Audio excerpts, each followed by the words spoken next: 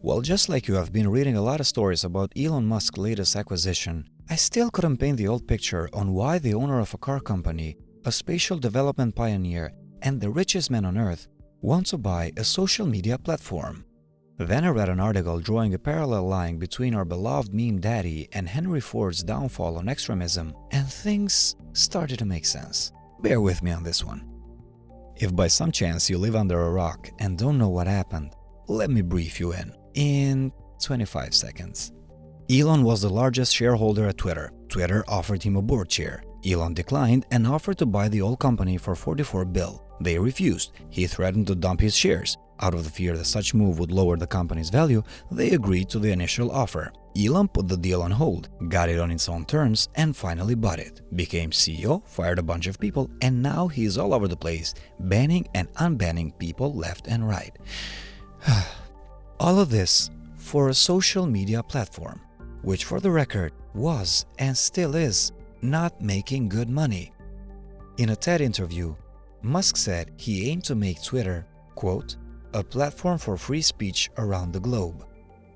And then I ran across this article from The Intercept, Henry Ford, Elon Musk, and the dark path to extremism. I'll put a link in the description. And OMG, do they have a point? With a current net worth of $125.6 billion and more than 5 million cars sold every year, Ford is still one of the biggest players in the automotive industry, a giant born from the mind of a visionary farm boy from Spring Wells, Michigan. His entrepreneurial skills presented the world with the true potential that industrialism really had.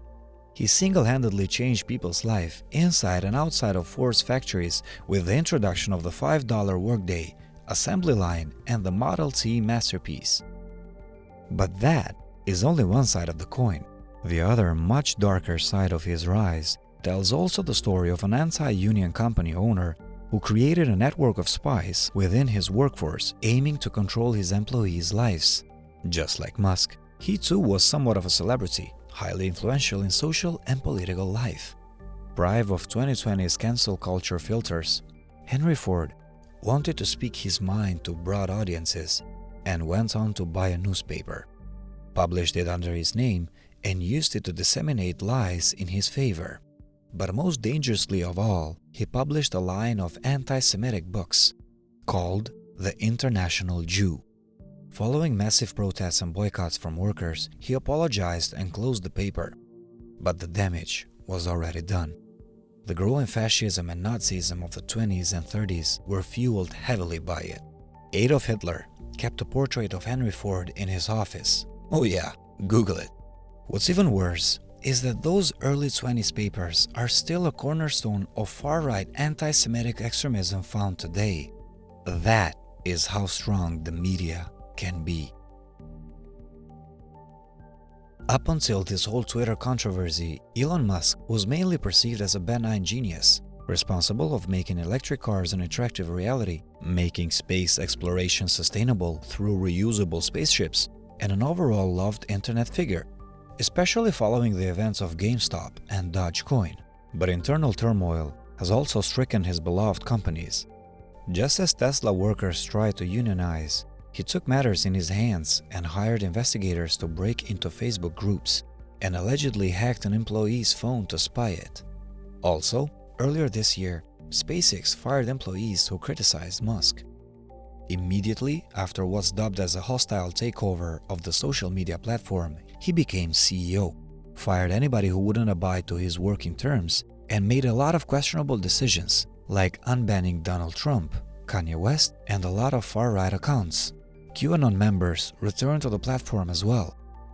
Now, his free speech intentions would have covered this section of decisions, given he wouldn't have banned the accounts of many journalists, including the writer of the aforementioned article, James Risen, and other professionals who criticize his actions.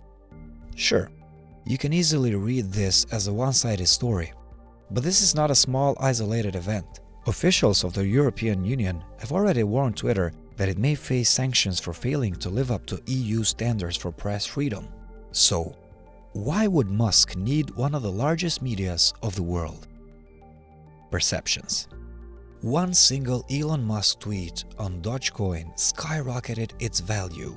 One personal Trump dissatisfaction from the election stormed the Capitol Hill. Foreign governments interfere with independent countries, causing wars. And depending on the media narrative you're following, you deem them as legitimate or illegitimate. But borders are just politics. And at the end of the day, people fighting a war they don't want to fight are losing lives on both sides of the front. Now, we are not hinting that Musk is an anti-Semite or an extremist in any form, or that he will start wars. But we have to agree that media is an immensely strong tool. And being the sole decision-maker of the world's largest internet forum in the world is way too much power in one person's hand. Personal ambitions, close-minded beliefs, and reject criticism are the exact enemy of democracy. There we go. That's it for this video. I'd like to take a moment and thank everybody for the recent interest this channel has gained. In a matter of days, the follow count and the watch time hours have multiplied like crazy. I am humbled by the amount of support, and it makes me very happy to know that the content is communicating. Thank you for being part of the community, and thanks for watching. And good luck with this new year. I am Yonka, and this is Blank Note.